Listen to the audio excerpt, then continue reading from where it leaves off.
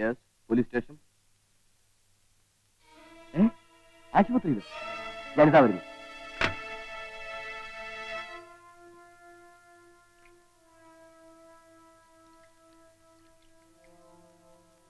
രക്തം മുഴുവൻ വാർന്നു പോയിട്ടുണ്ട്. എനിക്ക് സംശയമാണ്. ഓ, ഐ സി.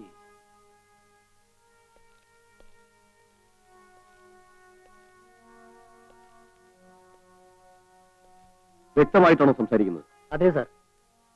ആരാ? ഇൻസ്പെക്ടർ അദ്ദേഹമാ. സാർ, എന്താ?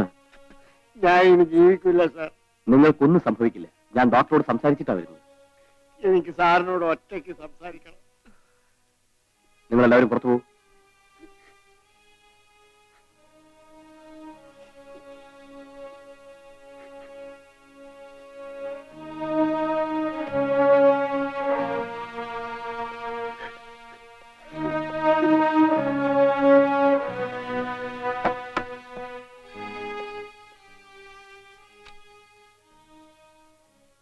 ഞാൻ ഒറ്റയ്ക്കേ ഉള്ളൂ. പറയൂ. രാമുവിന്റെ മനസ്സ് മാറില്ല സാർ. എന്റെ മോളെയും കുഞ്ഞിനെയും അവ തിരിഞ്ഞു പോലും നോക്കൂല സാർ. അതിനെക്കുറിച്ചൊന്നും ഇപ്പൊ ചിന്തിക്കണ്ട. എന്റെ മോള് ചീത്തയല്ല സാർ. അവൾ ആരെയും കൊന്നിട്ടില്ല. ഞാൻ ഗസ്റ്റ് ഹൗസിൽ വാച്ചറായിരിക്കുമ്പോഴാണ് ആ സംഭവം നടന്നത്.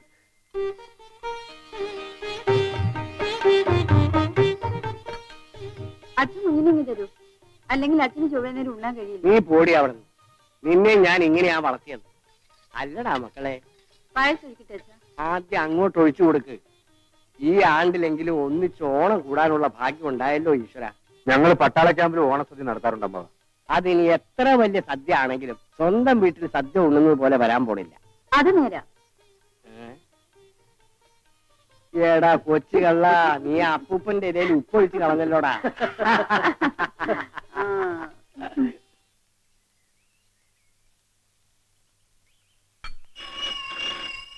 വേലായുധ, അതാരാണെന്ന് നോക്കി.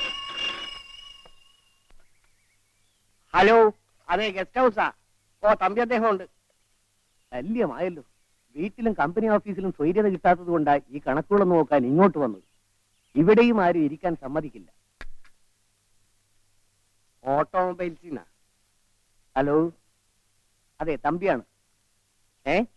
ദിവാകരൻ പണം കൊണ്ട് തന്നില്ലേ? ശരി, ഞാൻ അങ്ങോട്ട് വരാം. അളിയനാണെന്ന് കരുതിയാ വിളിച്ച് മാനേജരാക്കിയത്. അതിപ്പോ എനിക്ക് കുരിശായി. ദിവാകരൻ സാറ് മറന്നുപോയതായിരിക്കും മുതലാളി. അതെ അതെ, 24 മണിക്കൂറും ബാറിൽ കഴിയുന്നവന് എങ്ങനെ മറക്കാതിരിക്കും? ആ, ഞാനന്ന് അങ്ങോട്ട് ചെല്ലട്ടെ. താൻ ഈ പുസ്തകങ്ങളെല്ലാം എടുത്ത് രാത്രി വീട്ടിലോട്ട് വരും.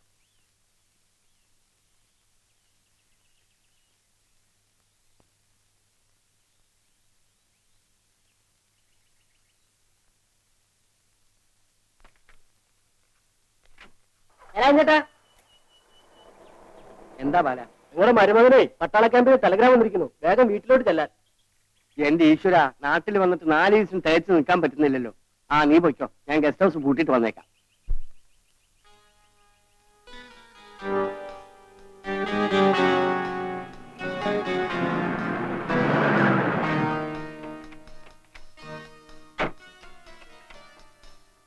ആ, വേലായുധ ചേട്ടൻ കേട്ടാ?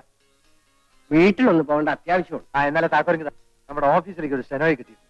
ചില കാര്യങ്ങൾ പറഞ്ഞ് മനസ്സിലാക്കാൻ. വാടി പെണ്ണെ, ചില കാര്യങ്ങൾ മനസ്സിലാക്കാനാ.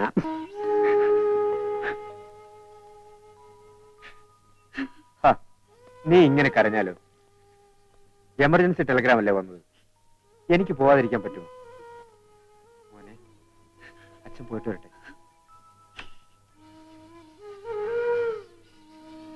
ഉടനെ തിരിക്കുകയാണോ?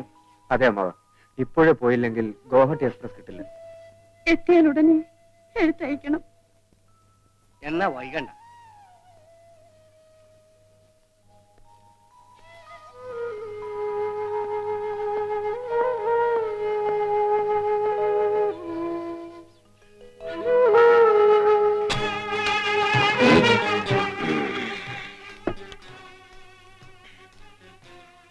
അകത്തേക്ക് പോയിക്കോ. ആ വാച്ചർ വരുന്നതിന് മുമ്പേ അവളെ പറഞ്ഞയക്കണം.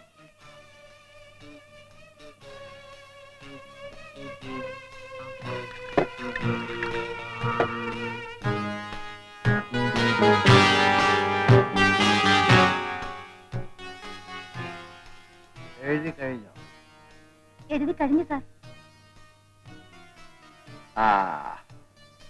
Very good.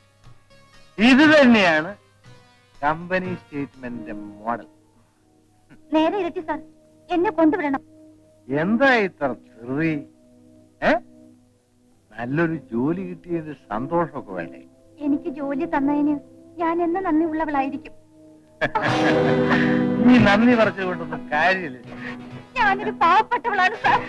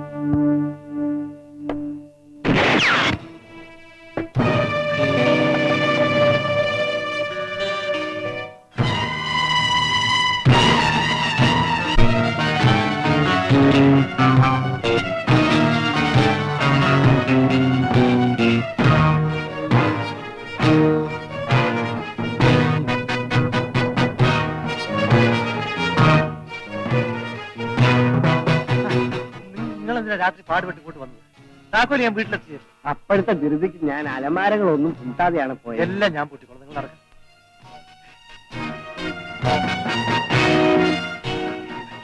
നിങ്ങൾ എന്താണ് ഈ പറയുന്നത്? ഒന്നുമില്ല ചേട്ടാ, ഒരു ചെറിയ അബദ്ധം. എന്ത് പറ്റിയെന്ന്?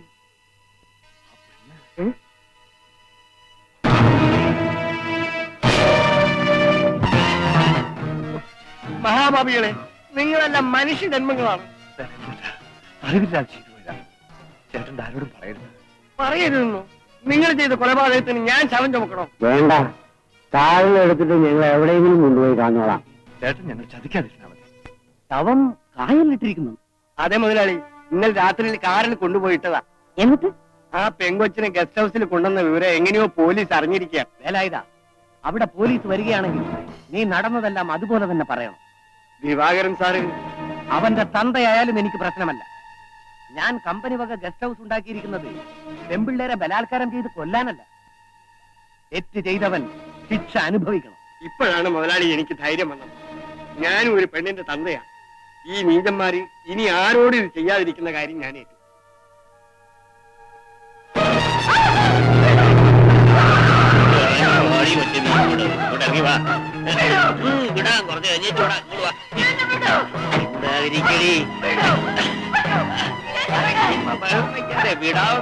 കഴിഞ്ഞിട്ട് വിടാ.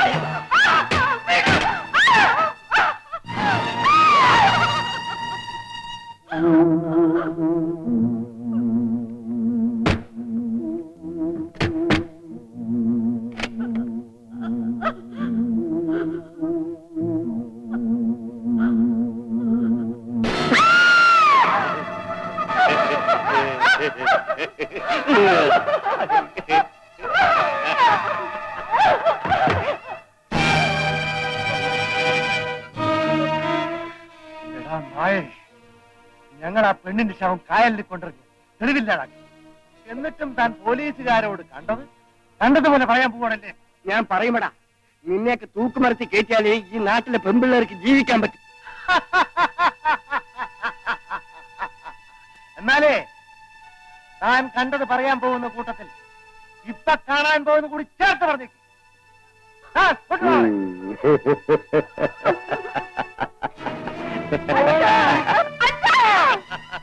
തങ്കമ്മേ, മോളെ,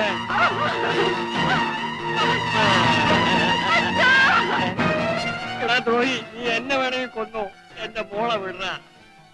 മോളെ, എടാ ദ്രോഹി, തുറക്ക മോളെ, മോളെ തുറക്കണം.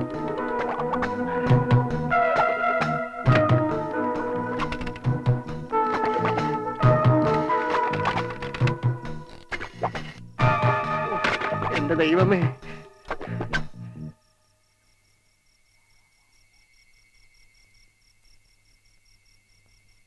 സാർ ഗസ്റ്റ് ഹൗസിലെ ഫോൺ കേടാന്നാ തോന്നുന്നത്. വിളിച്ചിട്ട് കിട്ടുന്നില്ല.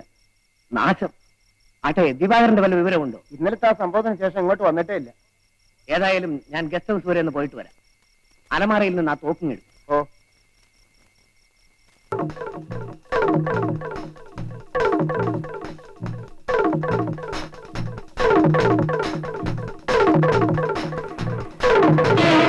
മുതലാളി, മുതലാളി.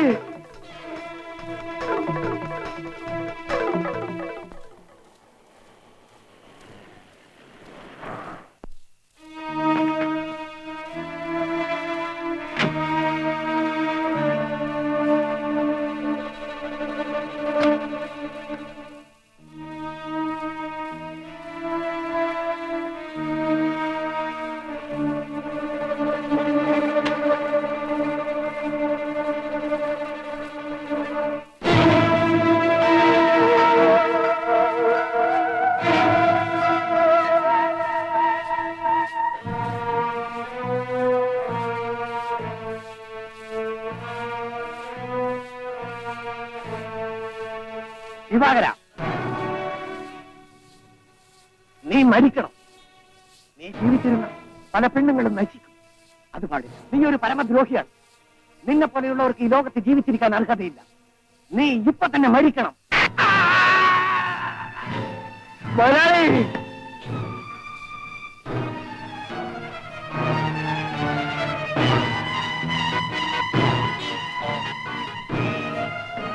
എടാ ദ്രോഹികളെ, നിന്നെ ഞാൻ വിടാൻ എന്റെ വിട. ഇതാണ് സാർ നടന്നത്.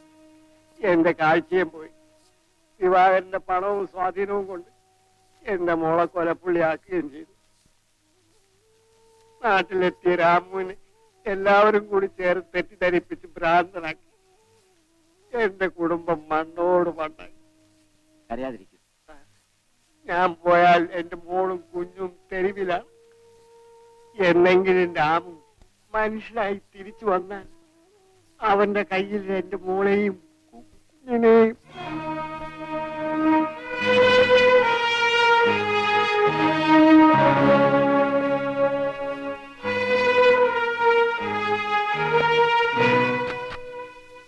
ഡോക്ടർ,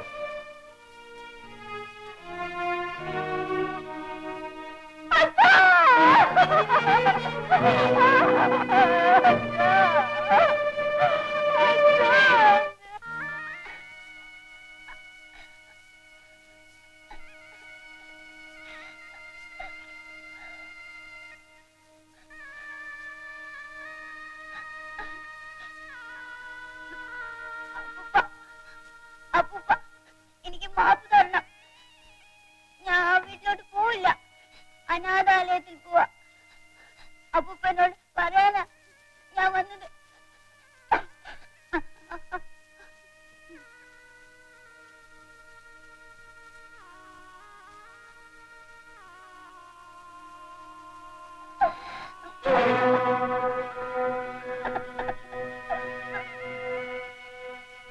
ബാബു,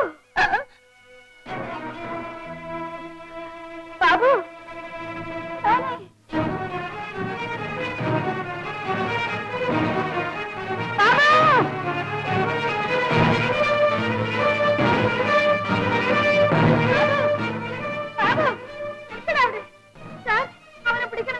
അവിടെ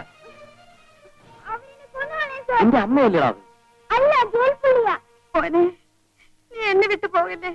ഈ അമ്മയ്ക്ക് ഇനി ആരും ഇല്ലടാ. ഇല്ല, ഞാൻ വരില്ല. തങ്കമ്മേ, ഇവനെ കൂടി നിനക്ക് നഷ്ടപ്പെടാതിരിക്കാൻ വേണ്ടി ഞാൻ ഇവനെ കൊണ്ടുപോവുകയാണ്. സാർ, ഇവന്റെ ഉള്ളിൽ എന്തൊക്കെയോ കടന്നുകൂടിയിട്ടുണ്ട്. ഒന്നും എനിക്കറിയില്ല സാർ. ധൈര്യമായിരിക്കും. നിന്റെ അച്ഛന്റെ അവസാന വാക്കുകൾ ഇപ്പോഴും എന്റെ ഓർമ്മയിലുണ്ട്. ഇവനെ നിന്നെ ഏൽപ്പിക്കേണ്ട ഒരു സമയം വരും. അന്ന് ഞാൻ ഏൽപ്പിക്കും. വാ.